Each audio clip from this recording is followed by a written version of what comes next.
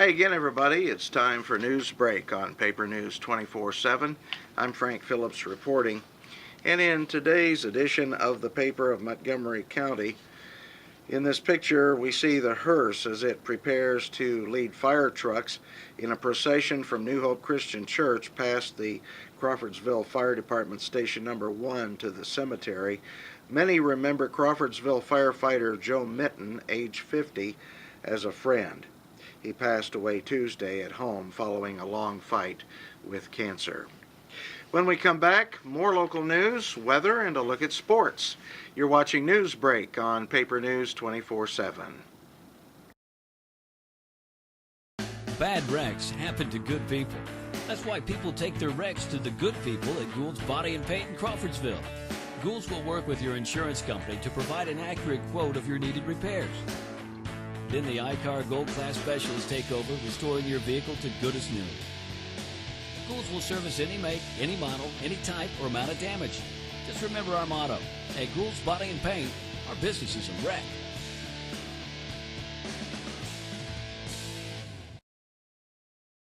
At Zon's Floor Covering, we don't offer washers, paint, or lumber.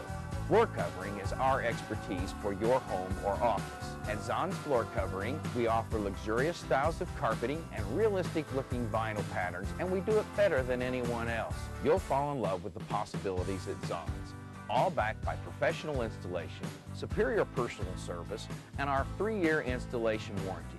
Stop by Zon's today and see why we want to be everywhere you are. And we're back on Newsbreak. The historic Vanity Theater will be transformed into the high seas when the Sugar Creek Youth Players storm the stage in the swashbuckling tale Treasure Island. The play, written by Phil Wilmot and based on the Robert Louis Stevenson classic, will be performed over the next 2 weekends. Performances are scheduled for 7:30 p.m. Friday and Saturday, February 24th and 25th as well.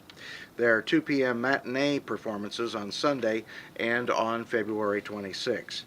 Tickets can be reserved in advance by calling the box office at 362-7077, by email at splayers@att.net, or at the box office weekdays from 11 a.m. to 1 p.m. and 1 hour before each performance. When the Crawfordsville City Council meets tonight, they're expected to accept a joint resolution concerning economic development, the CEL&P, and Excel Plus budgets. For the first time, a video of the City Council meeting will be webcast at our website, www.thepaper24-7.com, following tonight's meeting. Mayor Todd Barton and members of the City Council gave their wholehearted approval to the project. Your comments are welcome at news@thepaper24-7.com. And in case you missed it, a complete list of Republican and Democrat candidates running in the 2012 primary election was published in Saturday's edition of the paper and online. The list includes addresses and telephone numbers submitted by the candidates when they filed for election. Well, let's check out the weather forecast. You probably heard we're going to get a little bit of snow Monday night into Tuesday. Weatherby wonders if and how much snow we will get tonight. He says the high today will be 34, and if Weatherby is off by more than 3 degrees, email us at Weatherby, that's WEATHERBY, at thepaper24-7.com, and let us know. Include your name and phone number, and at the end of the month, all those who called in and caught Weatherby will be entered into a drawing for a prize. Now for a look at sports from today's edition of the paper. Semi-state for wrestling was Saturday at Newcastle. All 3 county schools had wrestlers in action, but it was Southmont making the noise. 3 seniors going to state. That's pretty cool, Southmont senior Denny Brown said. Brown, along with his teammates Jordan Phillips and Chandler Burkhart, qualified for state, which starts this Friday at Bankers Life Fieldhouse in Indianapolis. Brown was the first one to qualify at 182 pounds. He was wrestling Zach Hutchinson of East Central and was trailing by 5 points in the third period, Brown took control and tossed Hutchinson and was able to pin him. "I couldn't have done it without God," Brown said. Phillips was the next man wrestling in the 220 weight class. Southmont coach Kevin Wilkinson told them to give everything they had for 6 minutes, but that wasn't enough. Phillips went into double overtime.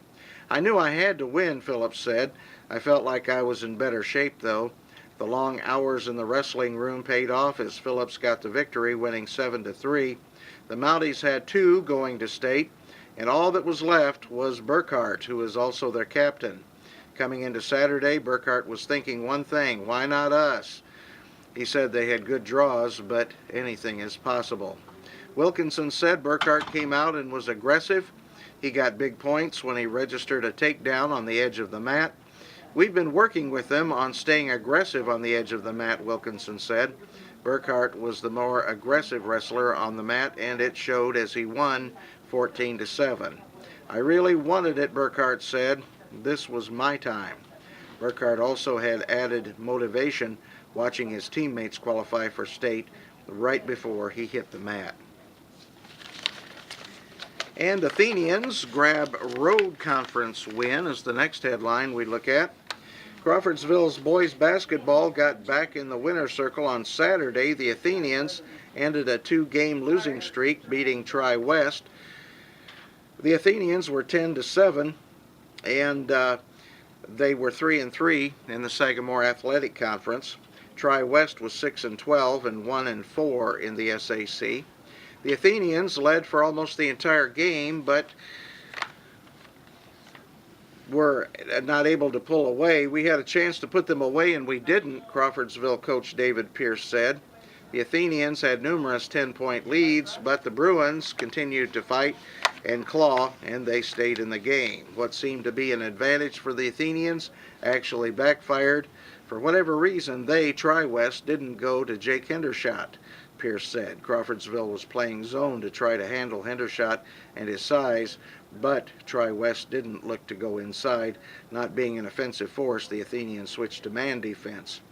"We went man-to-man, but we couldn't stay with them," Pierce said. Crawfordsville had guys helping, but weren't able to recover and get back on their man. "We fell asleep," Crawfordsville junior Chandler Purcell said. "We switched back to 13 and played harder." With the defense in a funk, Pierce went to 13 defense with his senior captain Caleb Rasmussen at the top. Tri-West had some looks, but they were rushed instead of under control. On the offensive end of things were clicking for the Athenians. "Our best offense was getting the steal and going," Pierce said. The Athenians were also running their motion offense and getting good looks, and then the fourth quarter woes began again. "We had a stretch where we were timid again," Pierce said. "Unlike games against Southmont and Western Boone, players not named Rasmussen started to step up. We're learning from our experiences in past games," Crawfordsville sophomore Hank Horner said. Had the Athenians continued to play timid, Rasmussen made it clear he wasn't going to let the team lose. He ended the game with a double-double, scoring 26 points and 16 rebounds. Rasmussen said, "In practice, the coaches were preaching to everyone about attacking the boards. The coaches have also been talking to Rasmussen about his offensive game, and it has paid off. Coach has been talking with me about seeing people setting up for a charge," Rasmussen said. At times, Rasmussen went all the way to the rim. Other times, he stopped at the free throw line. And that's your news break on Paper News 24/7. I'm Frank Phillips reporting. You have an outstanding day, won't you? And be careful if you're going to be out and about driving late tonight.